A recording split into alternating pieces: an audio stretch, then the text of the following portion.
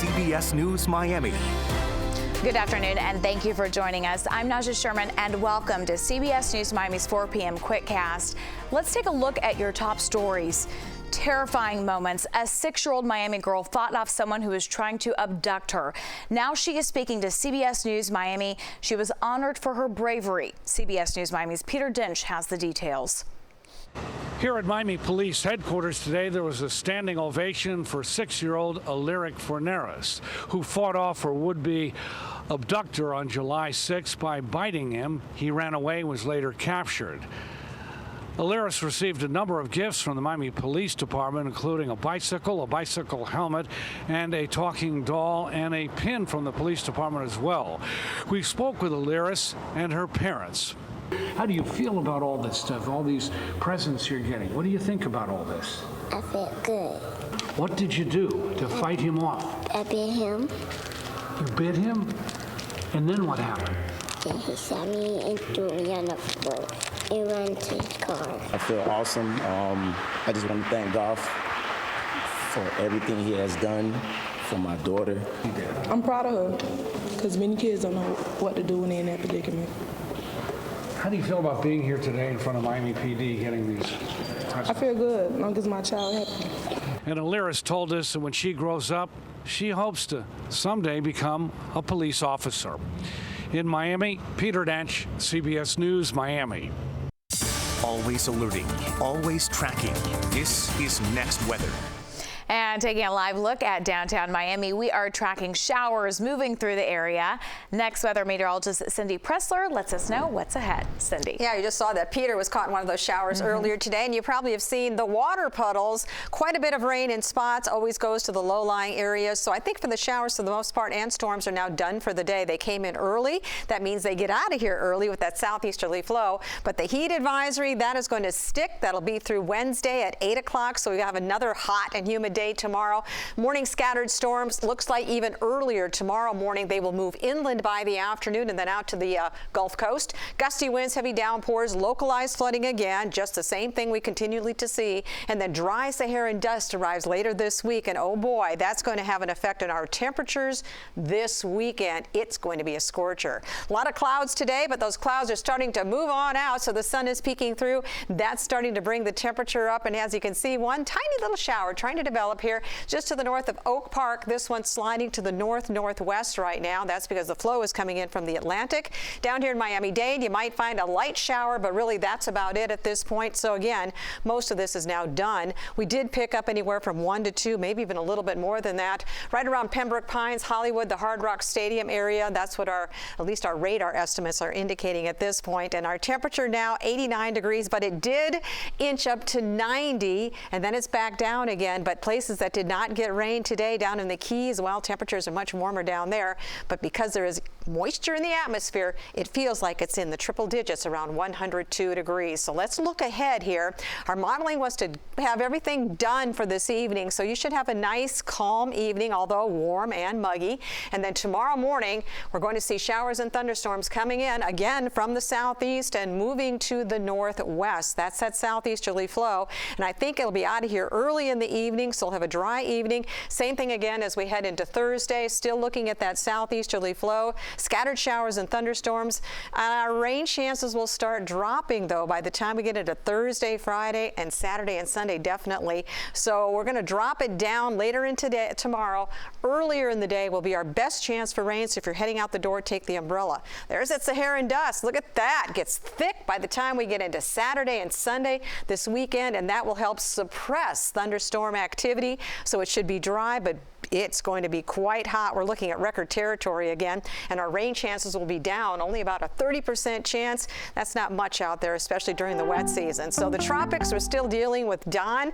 Back to a tropical storm again, but no problem out there, no threat to anyone, but we'll continue to give that information for you. Not looking at anything else out there right now that is threatening. Our temperatures topping out in the low to mid 90s, but this weekend, 96 degrees, Saturday, Sunday, into Monday. All right, Cindy, thank you. Miami-Dade County wants to give homeowners a 1% property tax cut, but the plan may still mean higher taxes for some families. CBS News Miami's Yvonne Taylor joins us from downtown Miami to explain. Hazel Miranda is the face of many homeowners in Miami-Dade. She has lived at her house for the last 25 years. She received a 1% discount last year. Will it make a difference for your pocket if Miami-Dade County says they're going to decrease 1% more? I wouldn't say it would make a huge difference, but everything helps. And because everything is going up, they should decrease everything. Everything for Miranda means electricity, solid waste, water, and sewer. We're growing like never before here in Miami-Dade County. Mayor Daniela Levin-Cava started addressing the fact that growth means a need for investment in housing, transportation, public safety, even the environment. They need more money for these services. We're building for today and investing in tomorrow, and providing much needed relief as well through a 1% tax cut to the county-wide millage. Property taxes for homeowners who have homestead exemption like Hazel Miranda is made up of unincorporated tax, library tax, fire rescue, solid waste, county debt, and county-wide. This last one is where she would get a 1% discount. What does that mean? For the $4,000 taxes she pays, a reduction of 1% from the county-wide tax is an average of $12 less. During the press conference, they mentioned people who do not have homestead exemption and those whose houses may be valued for more. The best thing to do is ask the property appraiser for a breakdown of what they would be paying and if there would be an increase or not. Now, keep in mind that people who live in cities still have additional charges. As far as the tax reduction, it still has to be approved by the commissioners, and that could be as soon as this Tuesday. In downtown Miami, Ivan Taylor, CBS News, Miami.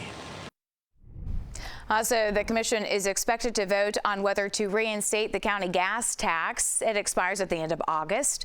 As we first reported, due to an administrative oversight, drivers who fill their tanks in Miami-Dade County will save 6 cents per gallon at the pump. It's starting September 1st and runs through January 1st of 2024. County officials say they realized too late that the 30-year-old tax needed to be renewed. This will impact the county's budget by about $18 million. Officials say COVID-19 stimulus money will be used to make up for the lost revenue. Former President Donald Trump says he received a letter. It's informing him that he is the target of the January 6th grand jury. Trump broke the news on his social media platform, Truth Social. Multiple sources confirmed to CBS News the post is correct. In the post, Trump says he received the target letter while he was with his family Sunday night and was given 4 days to report to the grand jury. He went on to say, quote, which almost always means an arrest and an indictment, end quote. The news comes as Trump's first pretrial hearing in his federal criminal case is underway. CBS News Miami's Christian Benavides reports from Fort Pierce. Former President Donald Trump says he has received a letter informing him that he is a target of the Justice Department's investigation into efforts to undo the results of the 2020 presidential election. This comes the same day the first pretrial conference is being held in connection with the federal case against him relating to his handling of classified documents. At issue is a 1980 law known as the Classified Information Procedures Act. It's balancing national security concerns on the one hand and a defendant's due process concerns on the other hand. The former president is facing 37 criminal counts, including the willful retention of national defense secrets in connection to documents at his Mar-a-Lago estate. He was defiant after pleading not guilty. We have a rigged country. We have a country that's corrupt. The judge in the case, Eileen Cannon, issued an order last year granting Trump's request for a special master that was later overruled by a 3-judge appeals court. A big question mark is whether Judge Cannon, who was appointed by former President Trump, will rule for the prosecution or the defense about when the trial should begin. The prosecution has said, we want to go to trial in December. We want to do this quickly. And the defense has said, let's postpone this indefinitely. The former president is the current frontrunner for the Republican presidential nomination. He wants the trial delayed until after the election. Christian Benavides, CBS News, Fort Pierce, Florida. When we return, sweltering heat continues across the south and southwest as officials are once again concerned about air quality in other parts of the U.S. The latest on this extreme weather from coast to coast next. Stay with us. Welcome back. Outdoor workers in Miami-Dade are a step closer to having a mandatory heat exposure safety program in the county.